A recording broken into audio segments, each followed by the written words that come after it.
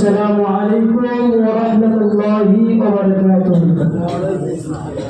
الحمد لله كفى والسلام على عباده الذين اصطفى. أما بعد أعوذ بالله من الشيطان الرجيم. بسم الله الرحمن الرحيم. وإن آمنوا بمثل ما آمنتم به فقد اهتدوا.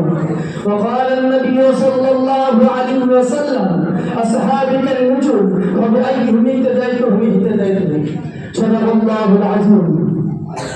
জগতীয় ঘোষণা আরাধনা সমবায় প্রশংসা সেই বিশ্বের আনসার প্রতিনিধিত্ব হোক যিনি মহান গরিয়ার সর্বশক্তিমান অনন্ত অসীম দয়াময় প্রমাণ সমস্ত সৃষ্টিজীব যার করুণাবান যার বিনা অনুমতিতে চন্দ্র সূর্য তারকারা নিয়ন্ত্রিত হয় না ভক্তি ভরা ভালোবাসার সহিত সকল উপরে আলহামদুলিল্লাহ অনন্ত অসংখ্য করুণা সালাম প্রেরণকারী সে মহান মানবতার প্রতি যিনি আগমন করেছেন বিশ্ববাসীর করুণা হয়ে যিনার উপাধি হল আল আমিন সাদিক আমলদার সত্যবাদী তিনার প্রতি সকল উপরে আল্লাহুম্মা আমিন। আজকে আঞ্জুমান ইসলাহুল বায়ান সুনামধন্য সভাপতি সাহেব, শিক্ষক মহাশয়, সকলকে আন্তরিক সালাম ও শুভেচ্ছা অভিনন্দন জানিয়ে আমার বক্তব্যের বিষয় হলো শাহাদাতের মান ও মর্যাদা। এ সম্পর্কে আলোকপাত করতে চলেছি। আলোকপাত করার শুরুতে শাহাদা একটি আরবি শব্দ, যার আবিধানিক শব্দ একাধিকভাবে ব্যবহৃত হয়, যেমন সাথী, সঙ্গী ইত্যাদি।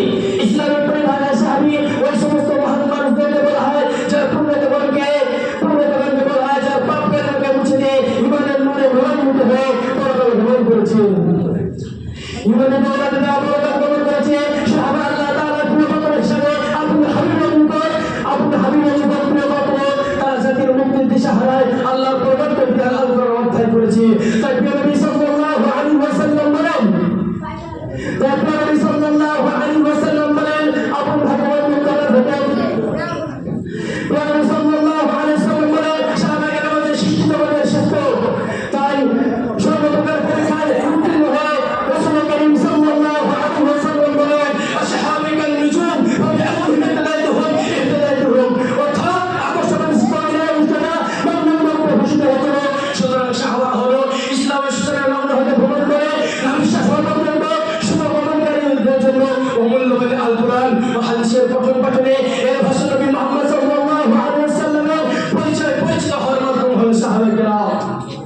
সুতরাং প্রিয় নবী সাল্লাল্লাহু আলাইহি ওয়াসাল্লাম আপন ভগবান মুক্তার হতে সাহাবায়ে কেরামদেরকে পবিত্র করে বললেন জন্মগত ভাবনাশের মুক্ত নষ্ট করা জঘন্যতম পাপ। ইসলামের মূল ভিত্তি ধ্বংস হবে না, তারা ইসলামের মানদণ্ড ভূমিষ্ঠ হয়ে পড়বে। আল্লাহ তাআলা তোমাকে আইনের মতো সত্য জান্নাত থেকে নির্মল জান্নাত থেকে উজ্জ্বল এবং ভক্তকে গর্বের মধ্যে সুন্দর বানিয়েছিল। ভূমণ্ডলের মূলমান্য থেকে বিপদ মিশ্রায় প্রান্ত থেকে প্রত্যন্ত পর্যন্ত বসে বাতাসে শাহাদাতের উচ্চ মান ও মর্যাদার কথা আল্লাহ রাব্বুল আলামিন কোরআন কারীমে জানিয়েছেন উলাইকা হুমুর রাশিদুন, অর্থাৎ তারাই হলো হেদায়েতপ্রাপ্ত, তারাই হলো সঠিক পথের প্রতীক। উলাইকা হুমুস সাদিকুন, তারাই হলো সত্যবাদী। আল্লাহ রাব্বুল আলামিন কোরআন কারীমের ভিতরে সূরা হুজুরাতে 7 নম্বর আয়াতের ভিতরে বলেছেন ওয়ালাকিন্নাল্লাহা হাব্বাবা ইলাইকুমুল ঈমান ওয়া যায়্যানাহু ফী কুলুবিকুম ওয়া কাররাহা ইলাইকুমুল কুফরা ওয়াল ফুসুকা ওয়াল ইসওয়ান। অর্থাৎ তোমাদের নিকট ঈমানকে প্রিয় এবং মনোনীত করেছি এবং তোমাদের অন্তরে সৌন্দর্য বানিয়ে দিয়েছি এবং তোমাদের কুফরি পাপাচার অপছন্দ থেকে অপছন্দ করেছি। আল্লাহ রাব্বুল আলামিন কোরআনুল কারীমের সূরা বাকারার 137 নম্বর আয়াতে বলেন ফাইন আমানু বিমিসলি মা আমানতুম বিহি ফাকাদ ইহতাদাউ। অর্থাৎ শাহাদাত ঈমান বিশ্ববাসীর জন্য মানদণ্ড বানিয়ে দিয়েছে। ও বিশ্বাসগণ, যদি তোমরা শাহাদাতের প্রতি ঈমান আনতে চাও পরিপূর্ণরূপে ঈমান নাও। আল্লাহ রাসূল সাল্লাল্লাহু আলাইহি ওয়াসাল্লাম বলেন ক্বালা রাসূলুল্লাহ সাল্লাল্লাহু আলাইহি ওয়াসাল্লাম ইন্না বানি ইসরাঈল তাফাররাকা আলা 76 মিল্লাতান কুল্লুহুম ফিন-নার ইল্লা মিল্লাতান ওয়াহিদা।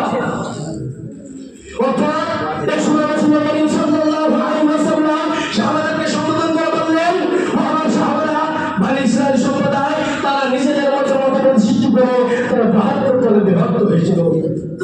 অত সময় আমার উম্মতরা তারা নিজেদের মধ্যে মতভেদ সৃষ্টি করে তারা 72 দলে বিভক্ত হবে। কুল্লুহুম ফিন-নার, তারা সকলেই যাবে জাহান্নামে ইল্লা ওয়াহিদা, একটি দল হবে শুধু নাজাত প্রাপ্ত। শাহাদাত জিজ্ঞাসা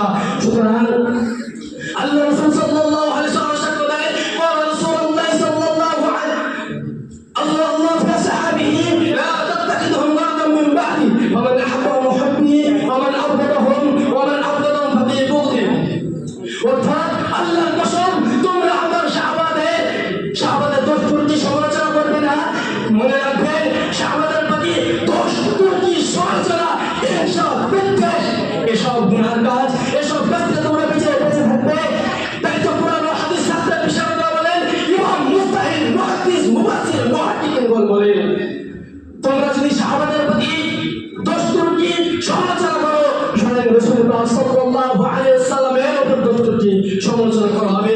অতএব